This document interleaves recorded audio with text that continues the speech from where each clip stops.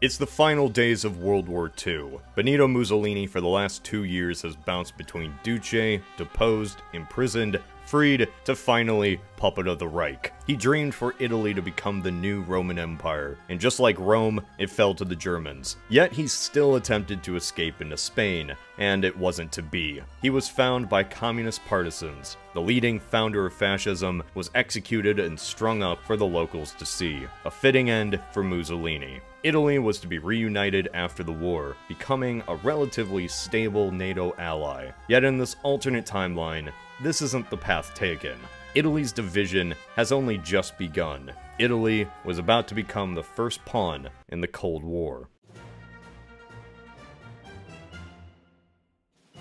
Alright, so I'm going to be honest. A friend of mine, Emperor Tiger Star, who runs a great channel involving maps and history, you should go check him out, came to me and suggested an idea for a video. One where after World War II, Italy is divided in half, just like Germany was. I thought, wow, that's a great idea. Only problem is, where do I start? There was never a plan from the Allies to ever divide Italy after the war. Dividing up a country was the last resort. If a nation just refused to unconditionally surrender, like Germany or Japan.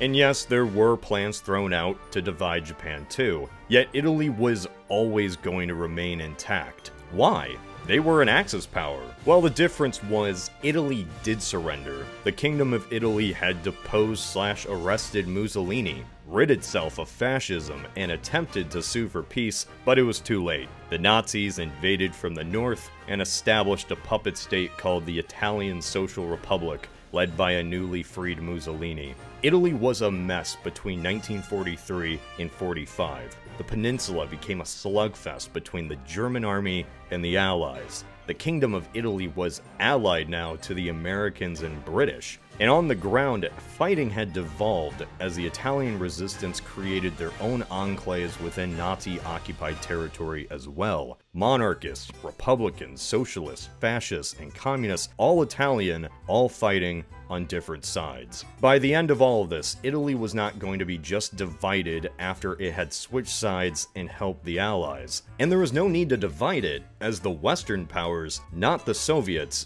did most of the fighting in Italy. They weren't simply going to hand territory over to the Russians for no reason. So how then does Italy become divided in this alternate timeline? Funnily enough, had Italy been divided, it wouldn't have been from outside forces like with Germany. It'd be divided as a result of the people themselves, or at least by the outcome of an election. The election of 1948 was a momentous event in modern Italian history. It was in many ways a crossroads event. The world was split in two, and Italy was on the fence. The election was split between 3 factions. The winner was the Christian Democrat Party, a religiously conservative, moderate, centrist party who ended up winning primarily in the rural south with 48% of the total votes. Italy as a result became a founding member of the G7 and NATO allied against the Soviets. Yet there were 2 other factions from the Italian left. The Popular Democratic Front was an alliance of communists and socialists who ended up winning 31% of the vote, primarily from a base of working class and urban dwellers in the north. And the third party, Socialist Unity, gained 7%. Combined, the leftist parties in Italy ended up getting 38% of the vote, and this was after a year of supposed CIA interference and a campaign to stop the leftists from gaining power. There was a real chance and a real fear that Italy could have democratically elected communists and/or socialists into power. Imagine in this alternate timeline the immense fear and anger that erupts in the West from this result. After years of trudging up the peninsula to beat back the Nazis, the Italians would then ally themselves with the Soviets. A peninsula of communist influence right in the middle of Europe, messing up the entire dynamic that NATO had hoped for. We all know what the US would do. Italy couldn't just vote itself communist. No, no, no. Nobody also could ignore a popular election, at least in Europe, after the communists won. So a crisis begins, one that leads to political violence and espionage and shenanigans, yet in the end, a plan is made. Italy would be divided. The regions with the most communist support become their own state. Regions in the south continue on as a new Italian republic. Now you might think, well, wait a second, not everyone in the north would be communist. What about Venice? What about Lombard? Well, this is the Cold War. While I said the division would be the result of the people themselves, how it's divided isn't up to the Italians at all. If we wanted to be incredibly specific, I could predict perhaps a 3-state solution, with Veneto, Lombardy, Piedmont, and some border regions being their own republican state, but that's just one possibility. We could also get this awkward border gore, where an Italian communist state is independent and smack in the middle of a republican state. I considered all of these possibilities, so don't complain in the comments. A lot of times in the Cold War, there were deals that made nobody happy, for the sake of Soviet-American relations. Americans mostly care about keeping hold of southern Italy, with its vast coastlines that naval bases can be used on. Post-1948, everything north of Rome is part of the Italian Democratic Republic, while the south is the Italian Republic, also known as North Italy and South Italy. Hey, isn't this familiar? I'm going into this assuming there will not be some immediate outbreak of violence. Riots or protests, sure, but I cannot imagine we would see a similar situation to the Korean or Vietnam War happening within Europe. Both sides of the Cold War had an extreme desire to not have military violence within Europe. Anywhere else with proxy wars in Asia or Africa, fine, go nuts. Not in Europe. The Soviets even told Italian partisans and communist leaders to not resort to violence, even after the elections were over and the communists got purged from the federal government anyway. I think both sides would just let things be, considering any escalation just distracts from what anybody actually cared about, which was Germany.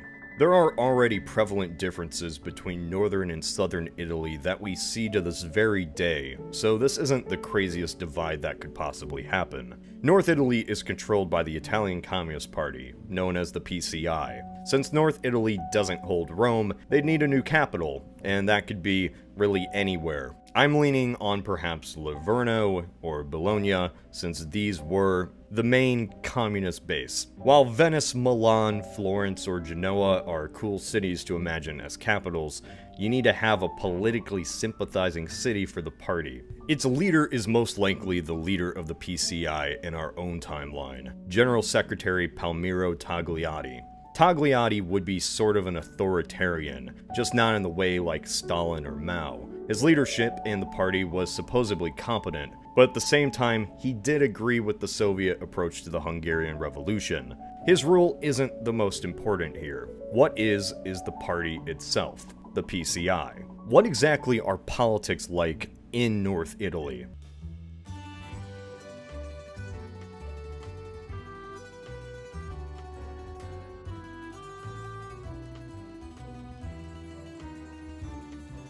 For at least its first decade, northern Italy is toe-to-toe with Moscow, seeing it as the center of the socialist revolution, while its party leaders and members frequent back and forth across all of the Warsaw Pact states. However, North Italy is not a Warsaw Pact state, despite being communist. The story of northern Italy is one of slowly moving away from Moscow over the course of the Cold War, much like how Yugoslavia did. This in part isn't simply due to the North's location in Europe, but also because of the ideological split that occurs thanks to the Soviet response to the Hungarian Revolution. Sending in tanks to crush protests was actually a controversial move across the communist world, and such a crackdown caused a split within the leftist parties of Italy in our own timeline. Officially, the PCI in North Italy would support the Soviet crackdown, while unofficially, this marks a split between the Eastern Bloc and Western communists. As that is what North Italy in many ways would be,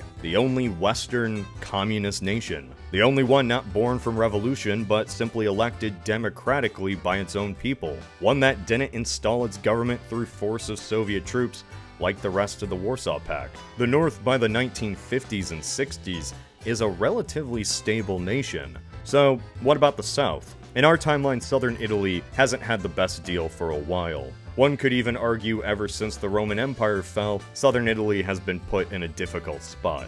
The peninsula shifted its focus of trade northward instead of across the Mediterranean. Not to mention the Islamic invasions essentially cut any trade with North Africa, which was the main source of growth for the south. Cities stagnated, society declined, northern Italy became the center of the Renaissance. Meanwhile, Sicily bounced between various invaders, and all southern Italy really had was Naples. The North by the late 19th century was largely industrial and semi-educated, while the South was rural and disconnected. Law and order in the South was determined by familiar ties, or more often than not, the mafia. Organized crime in southern Italy is really nothing like it is in the US. Gabagool, over here. The US mafia is just an export of a larger and more violent operation that plagued not just everyday life in Italy, but fundamentally stunted any progress in the South. As the Cold War progresses, the chasm between the two Italies grow wider. Northern Italy, while being a communist semi-authoritarian state, could actually do very well. In our own timeline, the PCI ruled on the local level, and from that, did some actual reform. Better worker rights, a well-rounded welfare system, education reforms, and this is what still happens in such an alternate timeline. The North's tax dollars and resources only feed back into the North, while the South gets none of the benefits and all of the setbacks from the financial and industrial part of Italy splitting away. Southern Italy becomes a corrupt, failed state in many ways, with a level of bribery and corruption we'd see in a failing South American dictatorship. But power would not lie in the hands of government, nor in the hands of the Americans who use its shores as naval bases. The real power in southern Italy is in the mafia. Nothing from the local to national level would be done without word from organized crime. The Italian Republic would be the world's first mafia state, where progress is actively deterred for the sake of benefiting the pockets of a few crime families. Throughout the 20th century, there were multiple mafia wars, or as my mainly American audience could imagine, the same type of violence that occurs in Mexico. Political assassinations on judges, politicians, police officers, or any authority that doesn't toe the line with organized crime. By the 1980s, South Italy has a far greater poverty rate than the North, a higher corruption rate, plagued by political assassinations, and in many ways is just as much of a puppet as the Warsaw Pact nations are in the East. Had Italy been split in two, it would have remained that way until the end of the Cold War. Yet after all those decades, there still calls for reunification. The debate withstands, however. Who should take over once that does? Well, that question will soon be answered. Like it or not, a wall is coming down. Reunification can happen in a lot of ways.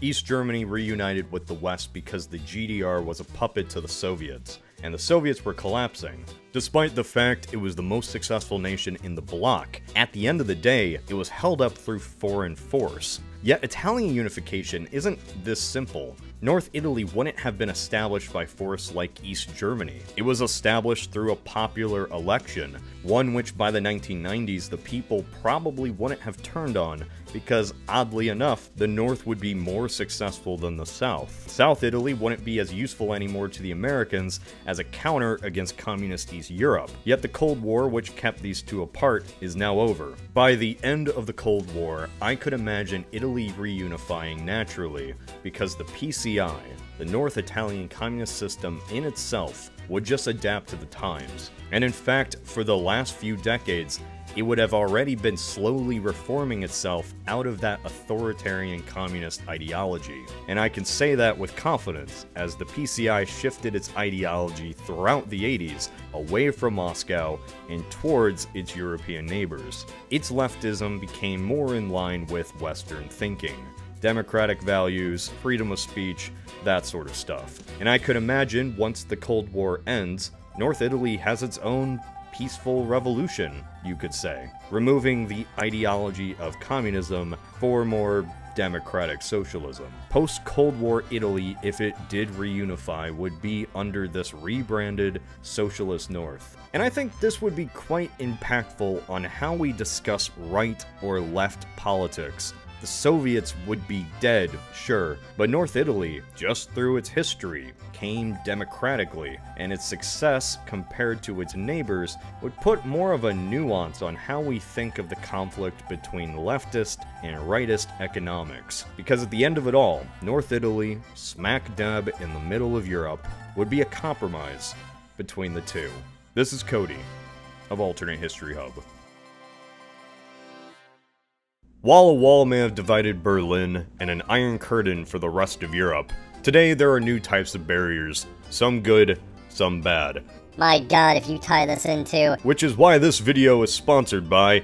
Don't you dare. NordVPN. Oh boy. NordVPN, as you may know, is a virtual private network, and by using its encrypted software, you can hide your IP address, allowing you to cross all sorts of region-locked barriers, while also keeping your own walls up. So you can watch streaming services or content from other countries with over 5,400 servers in 59 countries for you to use. If you want to secure your internet today, NordVPN has a special offer. By clicking the link in the description, nordvpn.com/althist, and use the code ALTHIST, you get a 2-year plan plus 4 additional months for free. Not only that, you can use your NordVPN account on up to 6 devices, so if you don't feel comfortable using a plane's Wi-Fi, you can browse in peace. The only worry for you being that you're stuck in a long metal tube hurtling through the air. And if you're on the edge, it's risk-free with Nord's 30-day money-back guarantee. So yeah, I think I implemented that pretty well. I'm sorry, what? I already moved on to another video. That hurts, Jimmy. That hurts me.